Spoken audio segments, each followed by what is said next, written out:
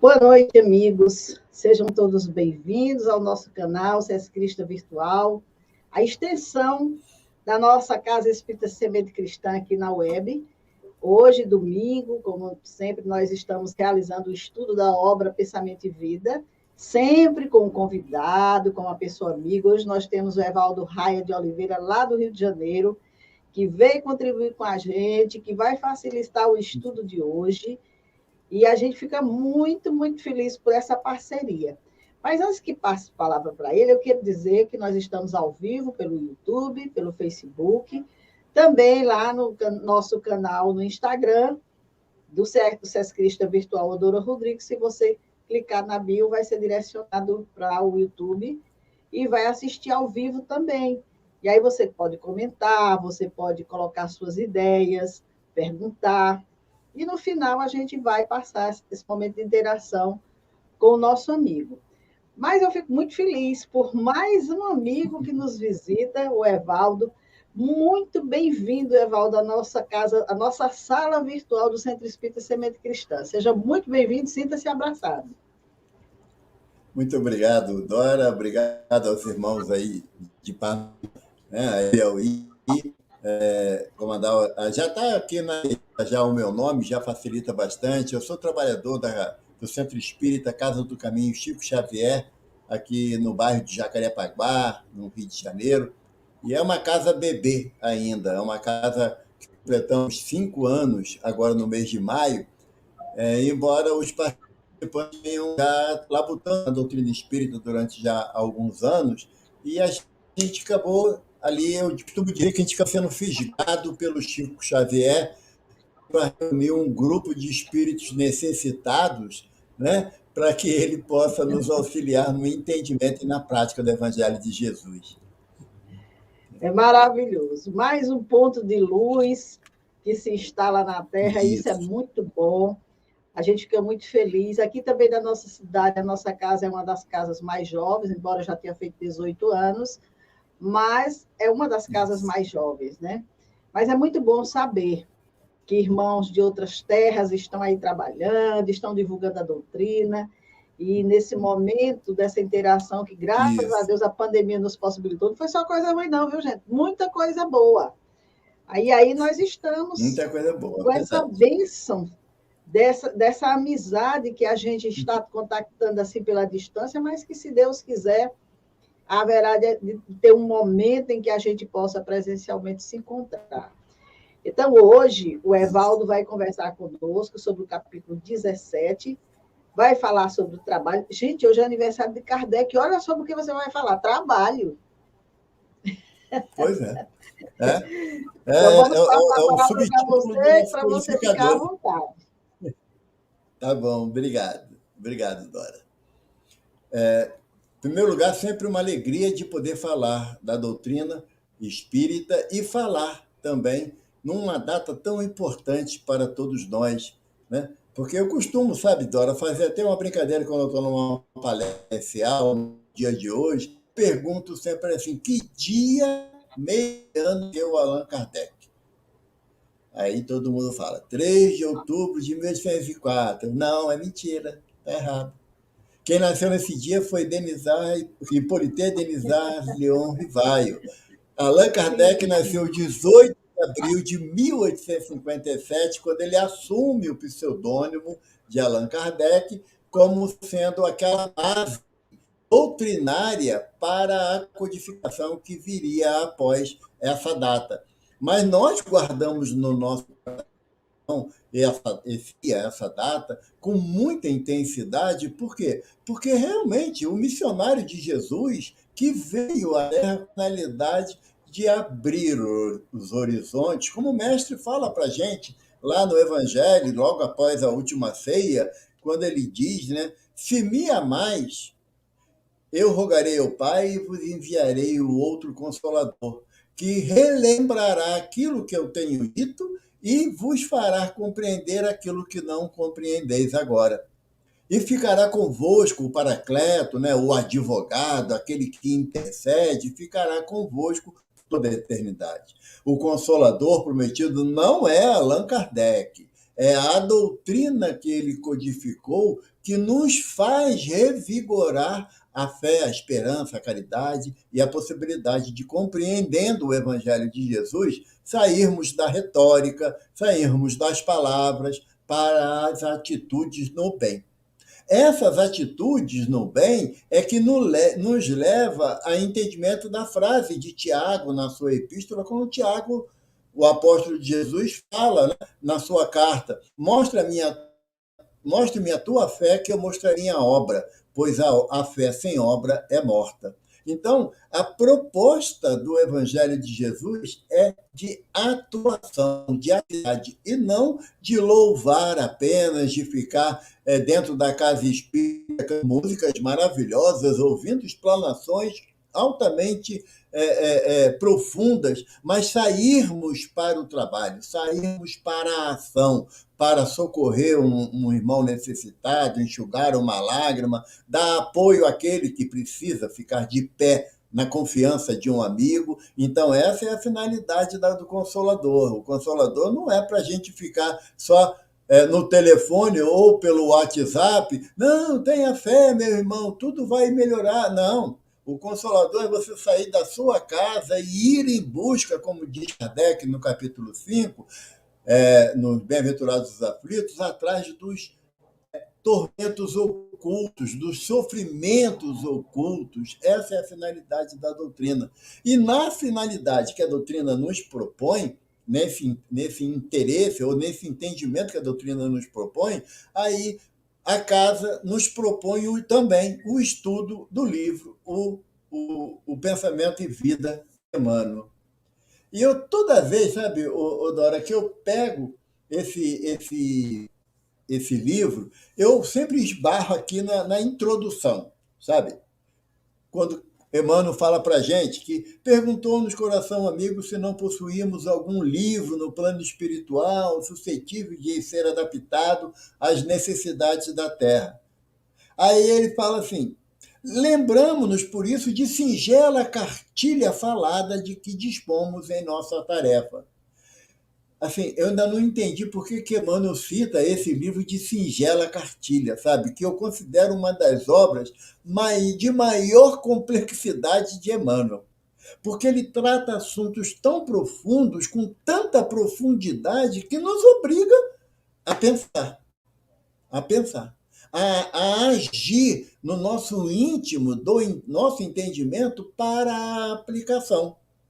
E aí, quando a gente tem falado de tarefa espírita, movimento espírita, oportunidade que a doutrina espírita nos favorece, a gente continua falando sobre isso. Isso significa o quê? Trabalho. Trabalho dá origem ao quê? Ao tema de hoje que nós vamos conversar, que é o capítulo 17, que trata sobre profissão. Porque é um tema que, muitas das vezes, num olhar mais crítico, a gente analisa apenas pelo aspecto material, não é? Ué, qual a sua profissão? Eu, por exemplo, eu fui funcionário público do Estado do Rio de Janeiro na área de segurança pública. Então, a minha profissão era segurança pública. Beleza, ótima profissão. Como aquele que tiver a profissão de limpador de fossa. Né? Todo mundo fala, quando fala profissão, pensa em médico, advogado, engenheiro. Mas imagina se não tivesse aquele irmão que se especializasse em limpar fossa. Como é que ia ser? O que ia adiantar ter o título acadêmico de um nível superior se você precisa de uma base, de uma mão de obra de base para realizar tarefas que você não tem a mínima possibilidade de saber como se faz para resolver aquela questão. Então, a profissão ela é abrangente em todas as necessidades do ser humano. Todas as necessidades. Baseado nisso, nós pegamos uma mensagem de Emmanuel que está no livro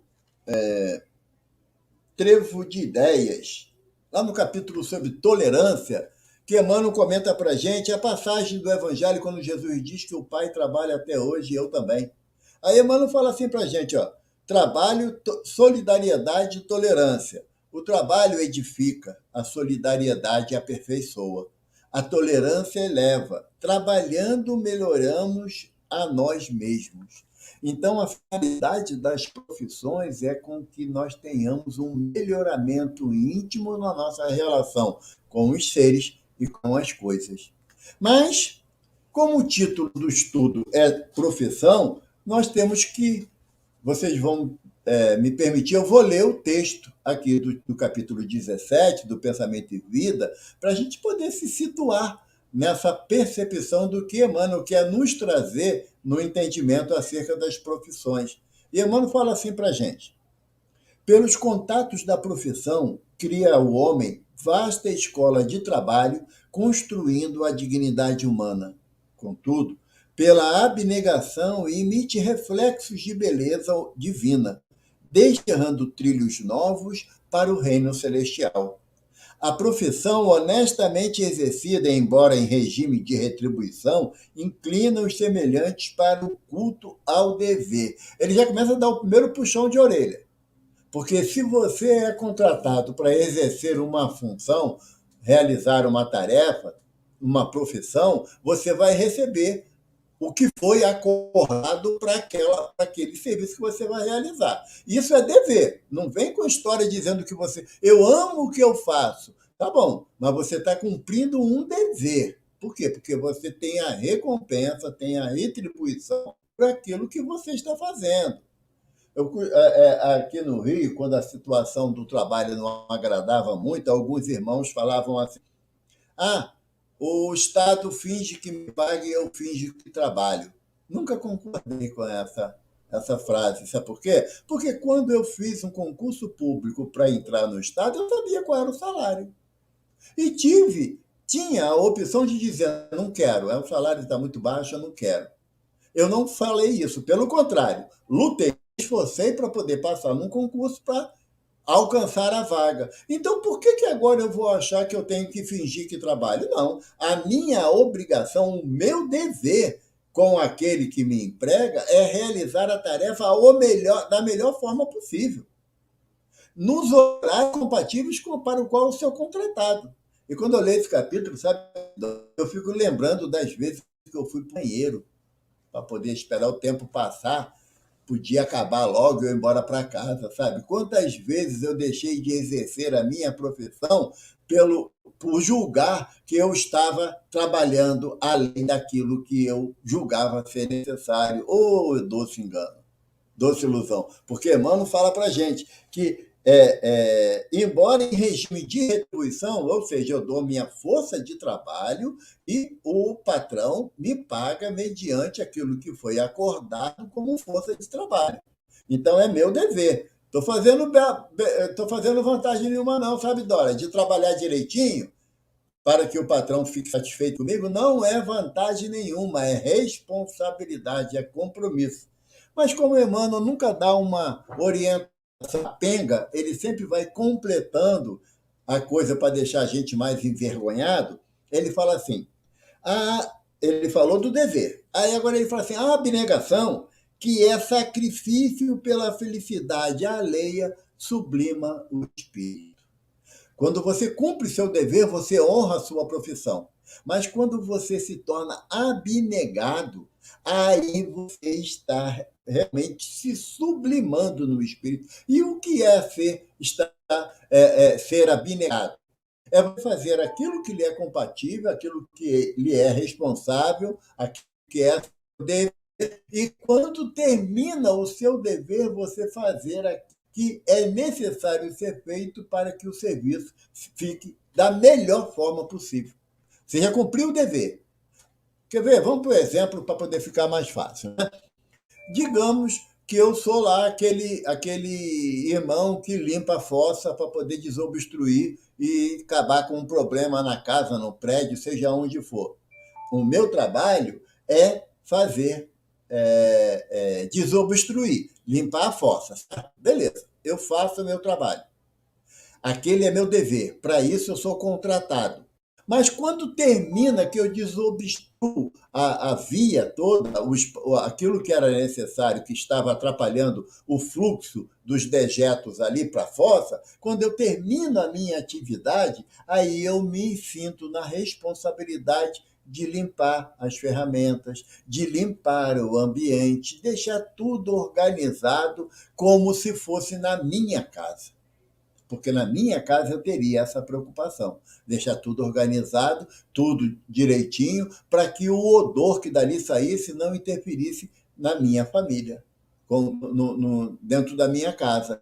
Isso que Emmanuel coloca na condição de abnegação, porque poderia falar, fui contratado para desobstruir a fossa, desobstruir. Hoje em dia nem tem mais fossa, é difícil, né? O sistema de esgoto se modernizou, mas ainda tem ainda aqueles caminhões que fazem a desobstrução nas grandes cidades, né? Mas a minha tarefa ela vai muito além daquilo que eu fui contratado para fazer por uma questão de quê? De bom senso, de entendimento, que hoje o Evangelho me propõe no aspecto de fazer aquilo que eu sou convidado a realizar. Ah, Valdo, tá bom, você está falando disso daí, mas aonde está isso no Evangelho de Jesus? Vamos lá. Temos que associar sempre. Emmanuel tem uma frase que diz que a doutrina sem o Evangelho e sem Kardec é um rio caudaloso com um barco num rio caudaloso, sem leme e sem remo. Então, tudo que a gente vai falar na doutrina tem que associar com o Evangelho ou com o que Kardec nos propõe. Tá bom? Então, mas o que Jesus fala para a gente na parábola dos talentos? Que o Senhor das terras saiu a viajar, chamou os 3 servos, deu 5 talentos para um, 2 para outro e 1 para outro, a cada um segundo a sua capacidade. Então, a confiança que a espiritualidade tem em mim para realizar uma tarefa é de acordo com a minha capacidade. Se eu tenho a capacidade, a possibilidade, o entendimento de limpar uma fossa, a espiritualidade não vai exigir que eu entre num centro cirúrgico para fazer uma cirurgia em ninguém.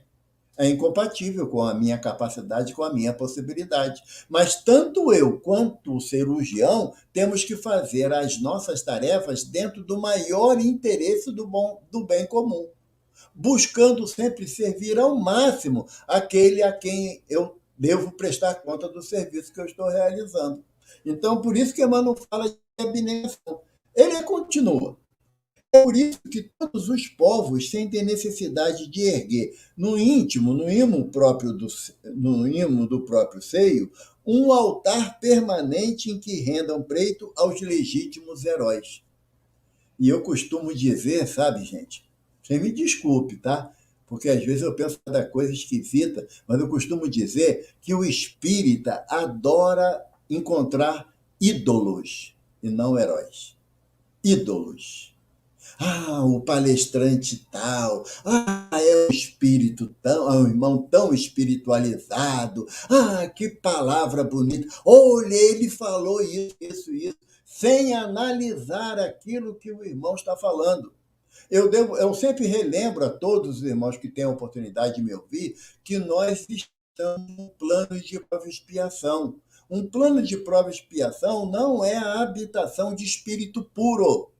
É a habitação de espíritos que necessitam vencer-se a si mesmo para continuar a jornada em busca do seu progresso moral. Então, a gente não vai poder ficar idolatrando médium, não, nem idolatrando palestrante, orador espírita, não. Presidente de casa espírita, Deus me livre. Porque tem um comentário atribuído a Emmanuel, um comentário atribuído a Emmanuel porque não tem a fonte, sabe, Dora? Eu sempre gosto de dar fonte daquilo que eu falo. Mas tem um comentário, diz que Emmanuel fala que o indivíduo que é médium ostensivo, é dirigente espírita e palestrante, é um dos que estão na fila dos maiores necessitados de progresso moral na Terra.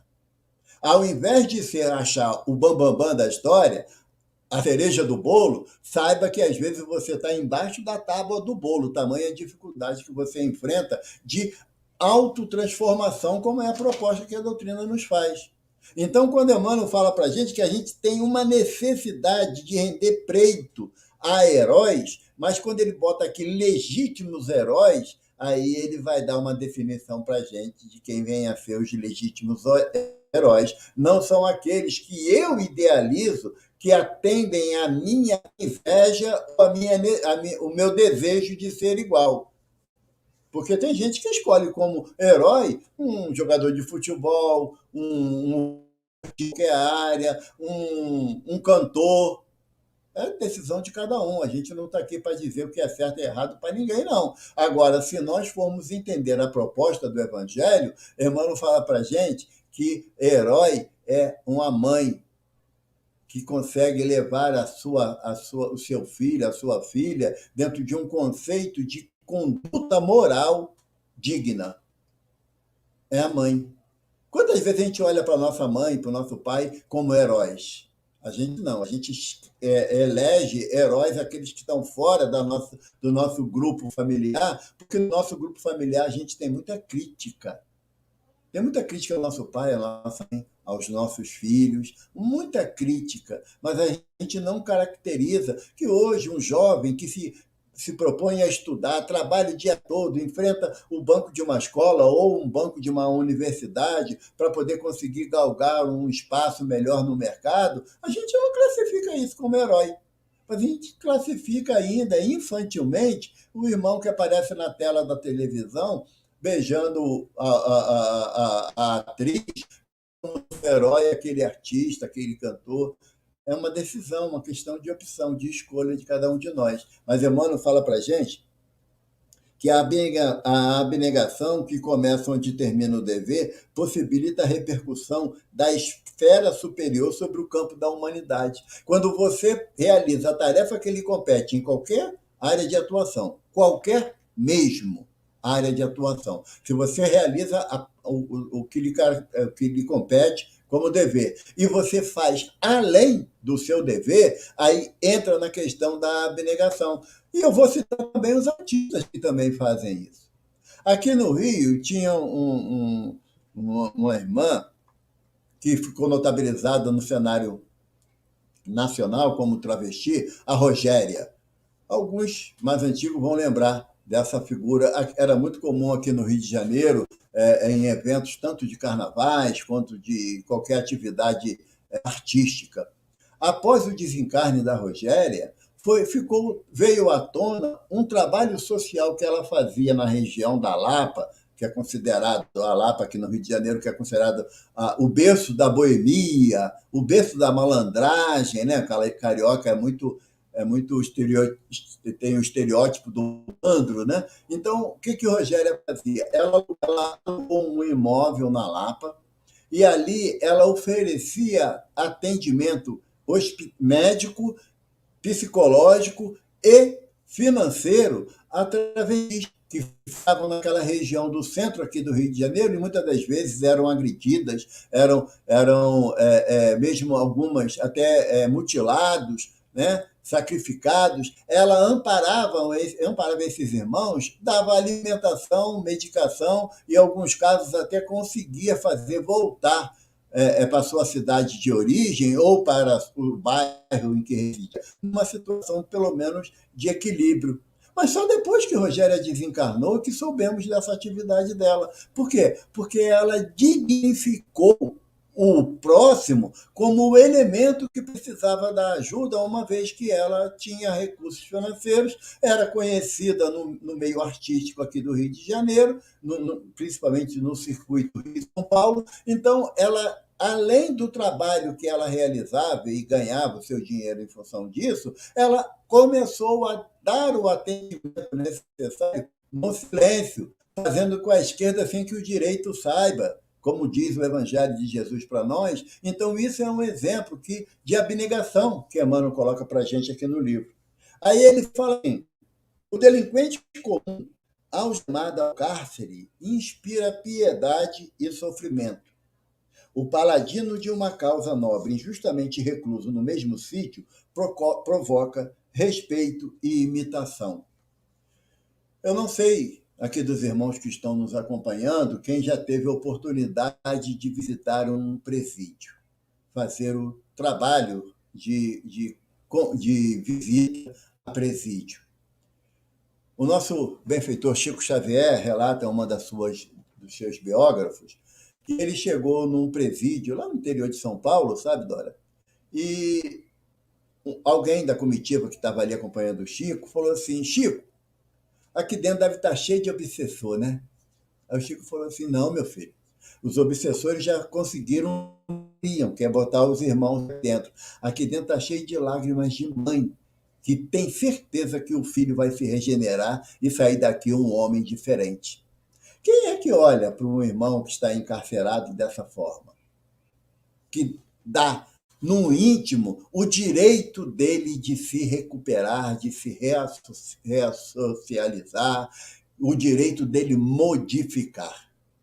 Embora ele esteja ali punido pela legislação humana por um delito praticado, mas não quer dizer que ele seja muito pior do que nós, não.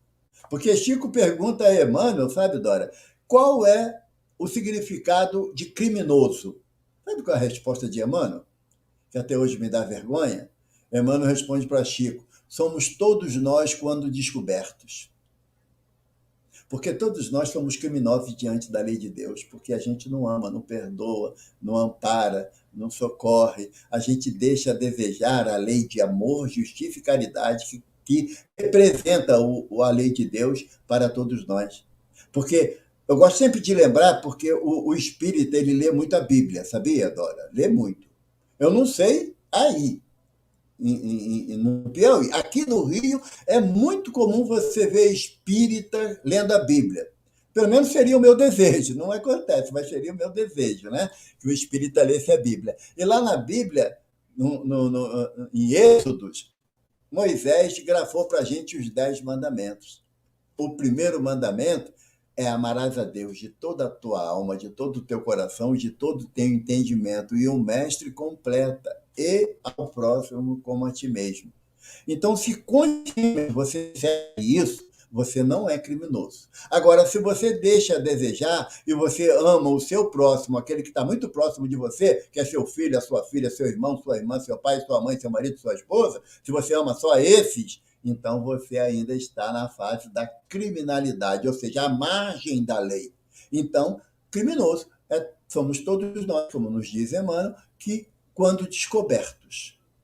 Por quem? Alguém que vai dedurar a gente, vai apontar o dedo? A consciência. Emmanuel fala para a gente que a consciência é um juiz incorruptível.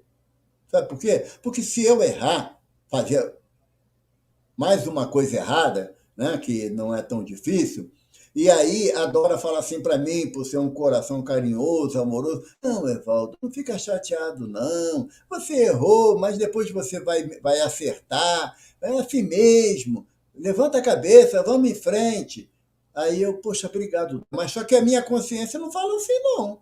A minha consciência diz o quê? Toma vergonha, se vigia, analisa antes de falar ou de fazer. Você tem condições para isso. É um espírito, um princípio inteligente do universo. A minha consciência é um juiz implacável. Então, Emmanuel fala que é um juiz incorruptível. Então, quando eu tenho consciência que eu não sigo a lei de Deus na expressão do amor que Jesus me propõe, então eu sou criminoso, não tenho o direito de acusar ninguém. Aí ele fala, Emmanuel fala para a gente, né, que esse irmão que está lá aprisionado, ele passa por um período de provação pelo resultado dos seus atos, e que nós devemos ter piedade com o seu sofrimento. E ele diz que o paladino, ele provoca respeito e imitação. Mahatma Gandhi ficou preso vários anos, porque defendia o seu povo. Né? Lá o nosso irmão lá da África, lá do Sul, ficou preso durante mais de 20 anos, porque defendia o seu povo. Nunca pegou em armas para chamar o povo à revolta. Então, esses são seres abnegados, amorosos, que além de fazer a parte que lhe cumpria, que era o seu dever, davam mais de si em prol do semelhante. O nosso benfeitor Xavier, que é a foto dele junto com o nosso benfeitor Emmanuel, né? Depois de um dia de trabalho na Fazenda Modelo, depois de atender inúmeras pessoas no Centro Espírita Luiz Gonzaga, na cidade de Pedro Leopoldo, ia psicografar até 3 horas da manhã. E a gente, às vezes, quando está na reunião pública, né, que o palestrante se empolga, passa 5 minutos, já fica todo mundo fazendo um muxoxo, olhando para o relógio. Olha, o respeito, a disciplina, os benfeitores têm que acabar na hora que nada, eu quero ir embora. Porque vai começar o jogo na televisão, ou então é o último capítulo da novela, sabe? Eu posso perder. Não, a série hoje vai ter um capítulo especial na série do Netflix. Chico ficava até as 2, 3 horas da manhã psicografando. No ano de 1959, Dora, a irmã mais nova do Chico era a última que faltava casar. Aliás, 1958. Era que faltava casar. E o Chico tinha se comprometido com a sua segunda mãe que ele cuidaria de todos os filhos dela. E quando a irmã dele ia casar, o Chico, ele vivia com uma dificuldade financeira muito grande, né? E ele conseguiu um terno emprestado para ir no casamento da irmã. Era a última irmã que casava. A gente vale lembrar que ele teve 14 irmãos, né? 14? Não, 14 irmãos. Eram 9, ele com ele, 9 do primeiro casamento e 6 do segundo. E aí, quando ele se arrumou direitinho, sabe? Se preparou todo, botou o terno lá para ir para o casamento da irmã. Aí, quando ele chega na porta, Emmanuel aparece para ele e fala assim: vai aonde? Semana eu vou no casamento da minha irmã. Aí Emmanuel falou assim: e quem é que vai escrever o último capítulo do livro? Aí Chico olhou para Emmanuel, tirou o paletó, pegou as folhas de papel, sentou na mesa rústica e foi psicografar o último capítulo do livro. Se eu não me engano, é Mundo Maior, não tenho certeza. Não tenho certeza. Isso é abnegação. É você abrir mão do teu prazer, do teu descanso, do conforto, para atender a necessidade do outro. É isso que Emmanuel propõe para a gente aqui. Né? Ele continua, gente. A ama, devidamente paga seu trabalho junto à criança que lhe recebe carinho, é credora natural de atenção e reconhecimento. Mas o coração materno, em constante renúncia, arrebata quem o contempla à glória do amor puro. Eu acho muito bonito essa frase de Emmanuel, porque Emmanuel nos dá uma visão da maternidade que muitos de nós, mesmo as nossas irmãs, não têm essa visão. De tamanha transcendência da tarefa que o Senhor confia à mulher. Que ela tem que ser abnegada. Todas as mães são? Não, não são. Mas também não são todas perfeitas. Então não dá para exigir de ninguém aquilo que a gente não tem para dar. É esse o ensino. Mas a grande maioria das mães são irmãs abnegadas. Eu não sei se aí na Paraíba tem uma instituição que trata de crianças com hidrocefalia grave, em último estágio. Aqui no Rio tem a Ação Cristã Vicente Moretti. Depois do site, quem quiser entrar, pode entrar para poder ver como é.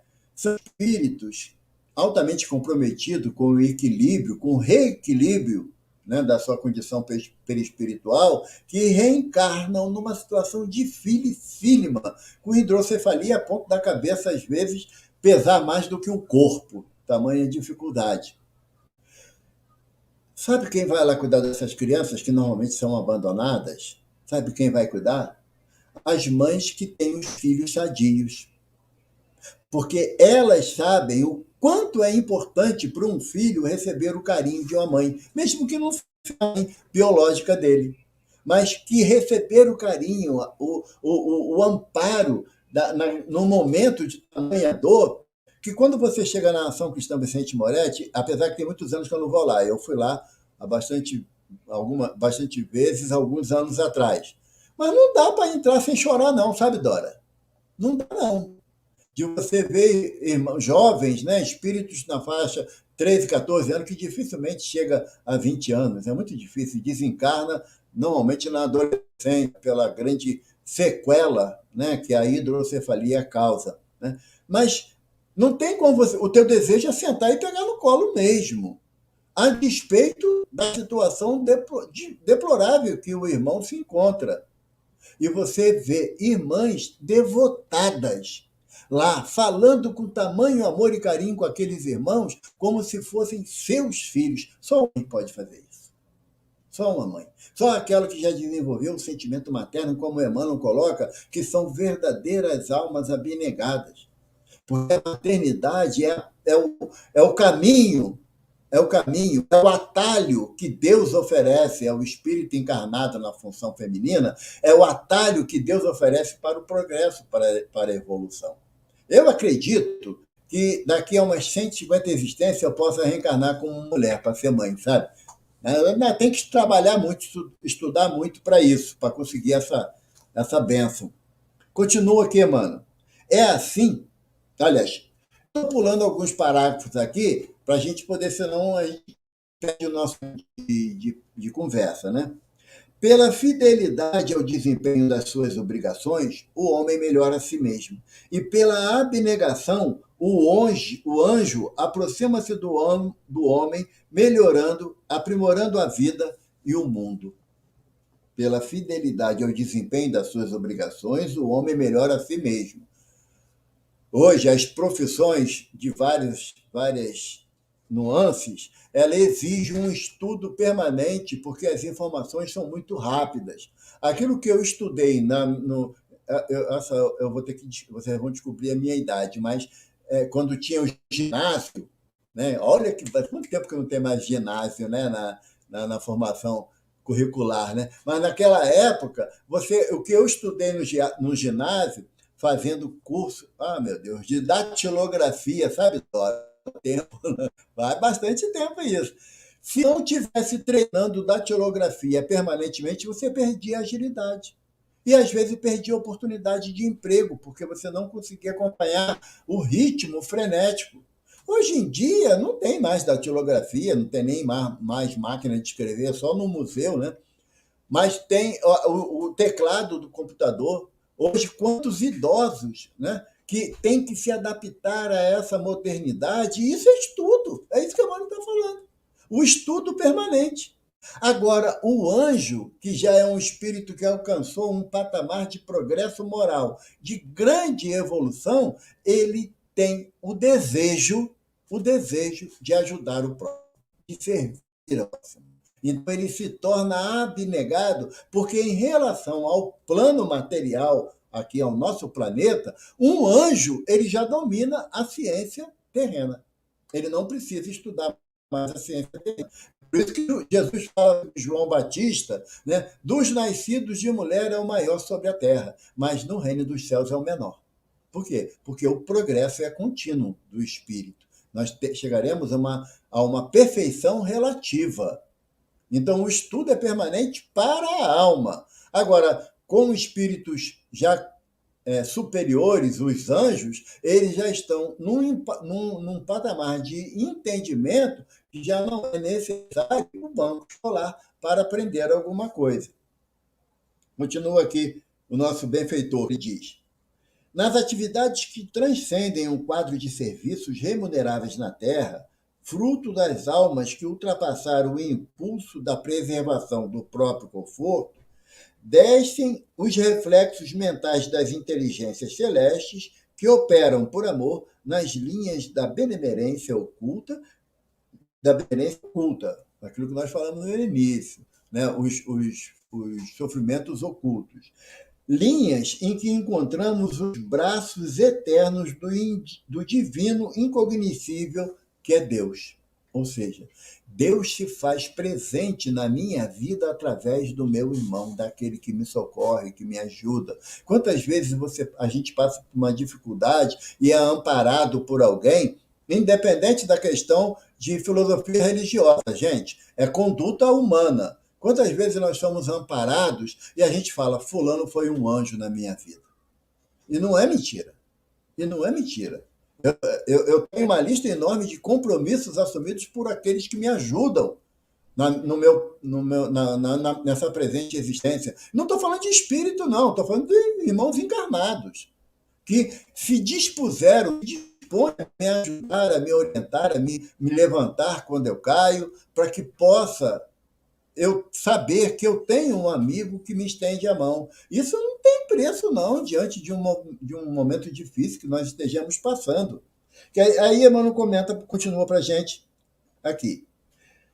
Nessa província moral do devotamento sem limites, olha só, Emmanuel vem falando de abnegação de uma forma mais intensa. E agora ele entra em outro atributo do espírito puro, que é o devotamento.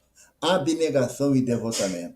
No capítulo 12 do Evangelho, Sede Perfeito, os benfeitores falam que o maior exemplo de devotamento e abnegação que a Terra já assistiu é Jesus. O que é o devotamento?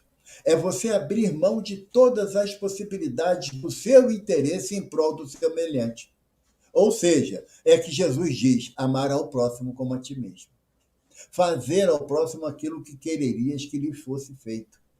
A proposta do mestre não é de um evangelismo preso em quatro paredes. A proposta do mestre é do evangelismo que vai ao encontro do infortúnio oculto, das dores que você não escuta o choro, das lágrimas que, por vergonha, não caem dos olhos, mas que você percebe. Quando você se coloca na condição de devotamento, ou seja, você pode estar precisando de um amparo, mas o teu irmão está numa situação de maior necessidade do que a tua. Tem uma história que eu gosto muito de lembrar, que é o Divaldo que conta, sabe, Dora? Que é da irmã Dulce, né? A irmã Dulce, lá na Bahia, conhecida no Brasil todo, né? Sua abnegação e seu devotamento em prol do semelhante. Divaldo ia muito lá no hospital que ela fundou para fazer uma visita a ela, era muito amigo dela. E ele chegou lá um dia, a irmã Dulce estava sentada numa sala vazia, só tinha uma cadeira, aquelas cadeiras de ferro de hospital, ela sentadinha ali e cochilando, encostada na parede. Divaldo chegou e falou: minha irmã, a senhora cochilando nessa cadeira? Ela falou: ah, Divaldo, a cama está ocupada com os irmãos necessitados. Aí Divaldo falou assim: não, irmã, eu vou ter que resolver isso. Eu não consigo ver a senhora dormindo numa cadeira de ferro desse jeito, desconfortável. Só para lembrar, a irmã Dulce só tinha um pulmão. E o pulmão que ela tinha, ele estava bem capenga de funcionalidade. Ela tinha muita dificuldade respiratória. E aí Divaldo falou com os amigos lá em Salvador e no dia seguinte mandaram uma cama bonita para o hospital. Ainda botaram assim um bilhetinho, né? Aos cuidados da irmã Dulce. O Divaldo ficou feliz, a cama chegou lá. Passou uns 15 dias, foi Divaldo lá ver a irmã Dulce. Quando chegou lá, onde estava a irmã Dulce, Dora? Cochilando na cadeira de ferro. Aí Divaldo falou assim: mas não é possível, irmão, eu não mandei uma cama para a senhora ainda está nessa cadeira dura. Ah, meu filho, por causa dessa cadeira eu já montei 3 enfermarias, agora já ganhei a cama da 4ª, só falta mais 5 camas. Isso é devotamento, sabe? Isso é devotamento, quando você se não para que os outros vejam, mas pela necessidade do semelhante, então você está realizando a grande profissão que Jesus nos propõe ao nosso coração, que é a profissão do amor ao próximo, da caridade. E isso não está associado ao aspecto religioso e nem espiritual, não. É a conduta do espírito encarnado. A conduta do homem deve ser que na sua profissão, por mais pouco rendosa ou muito rendosa que você tenha, você tem que dar o teu melhor, o teu máximo. Porque eu, graças a Deus, nessa existência, eu não passei ainda pela necessidade de ficar internado num hospital. Mas na minha vida profissional, eu já tive muitas situações onde eu ia, trabalhava em hospital para poder oferecer os serviços que eu podia àqueles que estavam internados. Quem já esteve internado no hospital e não teve visita, não recebe visita. Quando chegava na hora da visita, batia uma angústia tão grande dentro do peito, porque sabia que ninguém ia vê-lo. E quando chegava um auxiliar de enfermagem, um técnico de enfermagem, ou mesmo um médico, né, lá na enfermaria, e perguntava: Ô fulana, como é que você está? Aquilo fazia um bem tão grande para a pessoa, porque alguém se preocupou com ele ou com ela.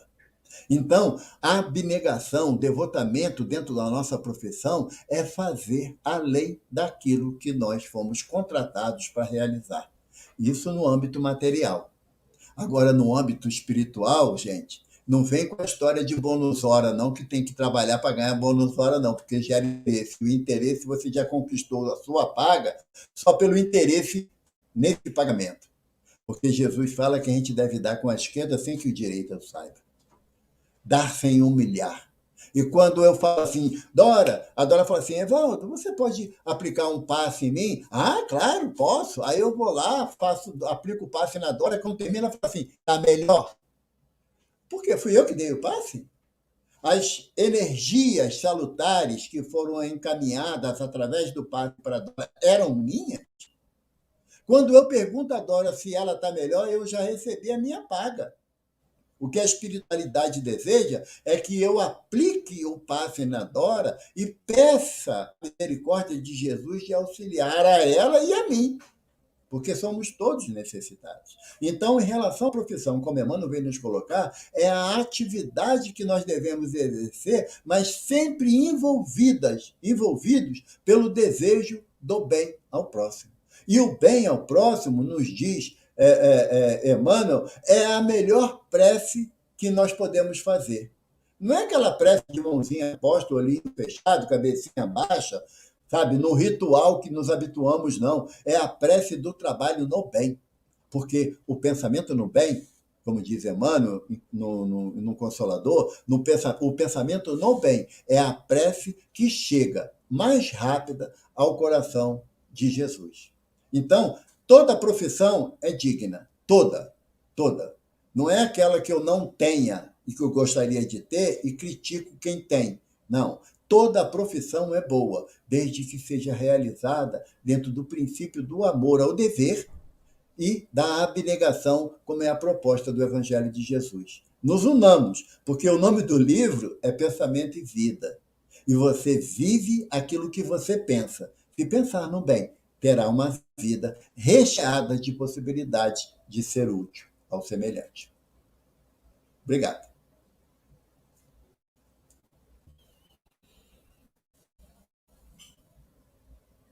Sem som, Dora. Dora, está sem som. Esse descuido que eu ainda não cuidei, né? De vez em quando eu esqueço. Maravilhoso estudo. Eu adoro esse domingo, esse evento, porque a gente assimila muita informação, muitos esclarecimentos dos nossos irmãos que estudam a obra, porque nós também temos por obrigação estudar, né, entender. Só que a gente estuda antes, faz lá o nosso entendimento, e aí o nosso irmão vem e aí abre o leque, traz mais e mais informação, mais e mais possibilidades. Por isso que eu gosto do estudo. E essa obra, como você bem disse no início, e eu também não tenho como deixar de falar todas as vezes, é a nossa cartilha. Já pensou uma cartilha que nos prepara para a reencarnação? E que a gente chega aqui e esquece tudo? A gente tem mais é que estar relendo essa cartilha, reestudando, né? Para aprender. É verdade. É verdade. Esse é o nosso esforço do domingo, justamente porque domingo a gente sabe que é o dia que todo mundo quer descansar, que todo mundo não quer trabalho, não quer nada disso. Aí a gente trouxe estudo para aqueles que estão em casa, tranquilos, e que podem direcionar esse momento. Engraçado, no início eu confundi profissão com trabalho, mas não é tudo a mesma coisa? O capítulo não é trabalho, o capítulo é profissão. Profissão. E é isso, verdadeiro. Pois, amigo, olha, eu fico muito feliz por esse momento, por essa oportunidade em que a gente está aqui tratando dessas questões, conversando sobre essas orientações de Emmanuel. Emmanuel, ele tem essa capacidade, né, de trazer para nós assim entendimento em questões que a gente não tinha nem pensado, porque quando a gente começa a ler essa obra, o que eu tenho observado, Evaldo, é justamente isso. Emmanuel não fala nada do aspecto material, fala, mas o enfoque dele é o aspecto espiritual. Você vai pensar em a profissão. Eu já sei tudo sobre profissão, não sabe nada. Vai estudar Emmanuel para ouvir. O que ele vai te trazer de orientação, de informação? Qual a importância? Porque tem muita gente que às vezes acha que profissão A ou B não é importante, ou não valoriza o seu trabalho, coisas dessa natureza. E a partir desse entendimento, a gente percebe que ninguém está por acaso numa função, numa profissão. E ali naquele ambiente, a gente foi chamado a fazer algo de melhor, de bom, não só em prol da nossa pessoa, mas daqueles que estão em torno, onde a gente é chamado e tudo mais. Nós não temos aqui comentários, não temos perguntas, as pessoas estão silenciosas, só boa noite. A Eulenice aqui voltou, que bom ouvir estas palavras que orientam.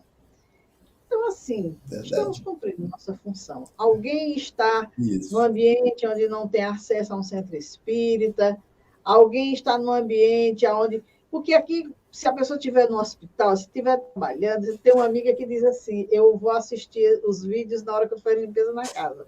É o tempo que eu tenho. Eu ligo o celular e vou limpar a casa. Olha que maravilha. Não precisa... verdade. Aproveitar bem o tempo, né? Mas, olha, eu fico feliz quando você me falou aí, é o Centro Espírita Chico Xavier. A Casa do Caminho, Chico Xavier. Casa do Caminho. Isso. Mais uma seara que nós estamos nos unindo, né? Que nós estamos em contato. Já vimos o Centro Espírita Fé, Amor e Caridade, né? Já temos aí Eurípides, Barçanufo, tudo no Rio de Janeiro. E isso nos traz alegria, porque quando eu estive no Rio, eu não conhecia ninguém. Quando eu for agora, eu já tenho casas para visitar. Já tenho amigos. Né? E casa para poder pernoitar também, viu? Muito grato. Espero um dia receber um de vocês aqui na nossa Parnaíba. Conhecer a nossa cidade. Mas você sabia que a nossa cidade, Parnaíba, foi berço de um tempo de vida de Humberto de Campos? Ele passou por Parnaíba, ele viveu um tempo aqui, ele deixou um cajueiro, que é um cajueiro que ele relatou na obra Memórias. Né? Existe uma praça do Cajueiro de Humberto de Campos aqui em Parnaíba. Inclusive, agora no mês de outubro, o Movimento Espírita vai realizar uma programação, como todo ano a gente realiza a Semana Espírita Humberto de Campos, e vamos ter uma programação no Cajueiro, que sempre a gente faz lá, as casas se reúnem, são 9 casas espíritas aqui em Parnaíba, então essas casas se reúnem e fazem essa programação em torno, essa homenagem a Humberto de Campos. Então, também tem esse aspecto de visita aqui ao Piauí. Caso desejem, caso queiram, em qualquer momento, em qualquer dia, participar. Então, Evaldo, deixa só eu te dizer uma coisa. Nós estamos com esse trabalho, como eu já te disse, e sempre digo para os irmãos, que iniciou com a pandemia. Você sabe que você também realiza um trabalho semelhante aí, você também tem um canal no YouTube, trabalha a divulgação da doutrina espírita. E nós somos chamados para isso, convocados mesmo para o trabalho. Então, nós estamos aqui, graças a Deus, com essas ferramentas, fazendo aquilo que foi pedido, a divulgação da doutrina espírita.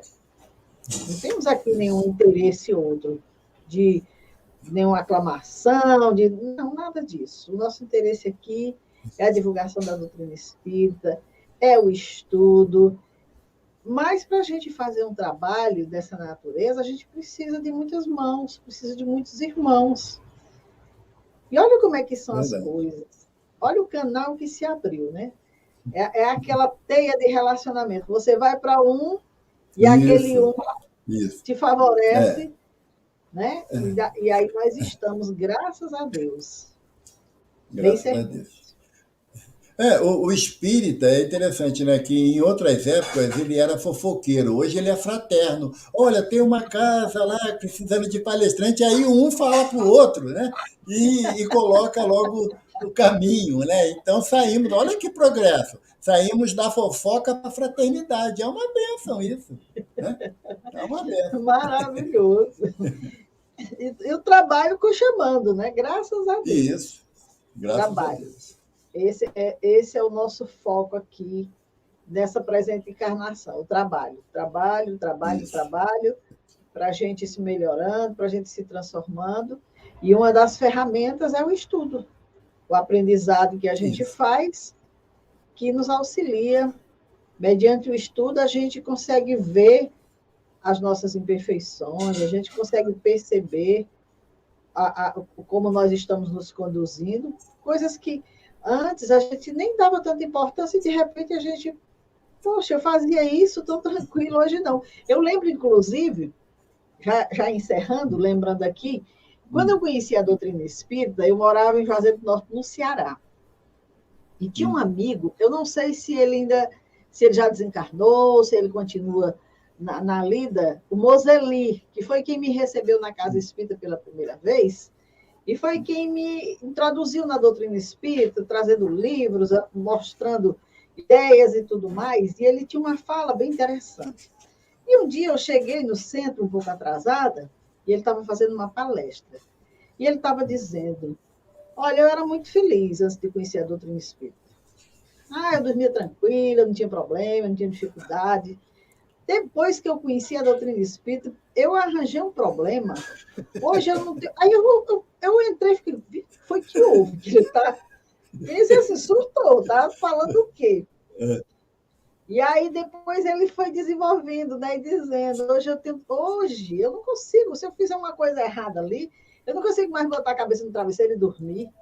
Eu já fico pensando, poxa, eu não devia ter feito aquilo, e amanhã eu já estou procurando caminhos para resolver aquela situação e tudo mais. E ele disse assim, é um caminho sem volta, a doutrina espírita. E realmente, porque, como Jesus disse, agora tu já disse que vê. Você já tem entendido de algumas coisas, agora você não pode negar a verdade, porque você já sabe ela qual é, né? Raul Teixeira fala para a gente, Dora, Raul Teixeira fala que ser espírita é para quem aguenta, não é para quem quer, não, é para quem aguenta. Sabe? E é verdade.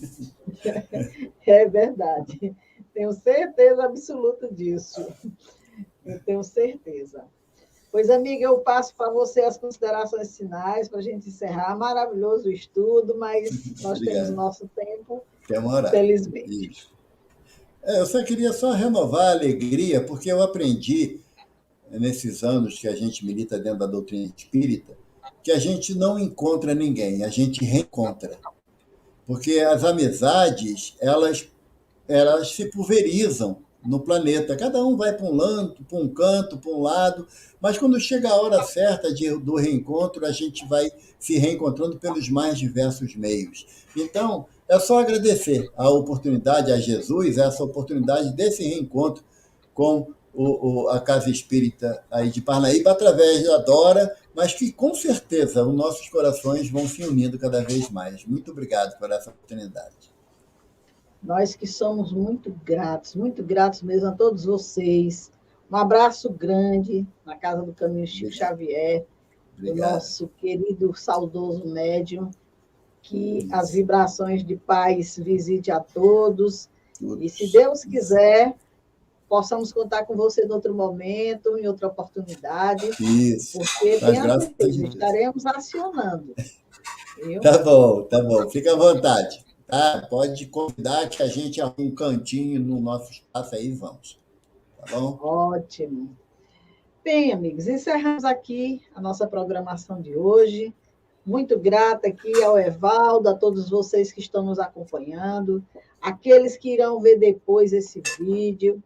E se você acha que foi importante, que é interessante o estudo, curta, vá lá, deixe o seu like, porque para o YouTube é importante saber que o nosso canal tem a atenção de vocês. E dessa forma, ele vai promovendo o canal, ele vai apresentando, tornando mais apresentável ao público, e com isso, a nossa mensagem, a mensagem da doutrina espírita, alcança mais e mais pessoas. Ou até mesmo, de repente, alguém estava precisando ouvir essas informações. Gostaria de ouvir. Isso. Então, compartilhe. Se você receber um link também, desse Dora, vídeo, compartilhe. Sim. Isso. Ô, Dora, e também se os irmãos também quiserem se inscrever no meu canal, e eu gosto sempre de falar, o meu canal não é monetizado, não tem nenhum ganho financeiro em cima do canal que a gente tem no YouTube. A finalidade é apenas divulgar a doutrina, porque se faz bem na minha vida, na minha família, eu quero que esse bem seja estendido a todos que puderem alcançar, né? Então, quem quiser, é só clicar lá no inscrever-se e a gente fica feliz. É o Evaldo Raia, e você chega lá no canal dele. A Eliana está dizendo obrigada a vocês por nos proporcionar tantos esclarecimentos. Boa noite, fiquem com Deus. Boa noite, amiga. Amém. Boa noite. E a Augusta dizendo boa noite, gratidão.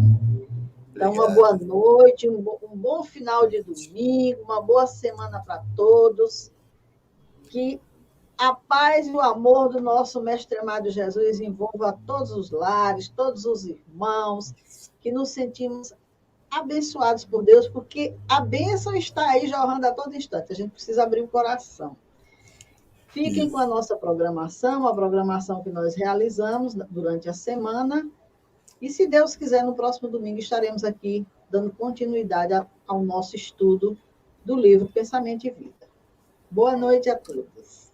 Boa noite, fiquem com Deus, um abraço.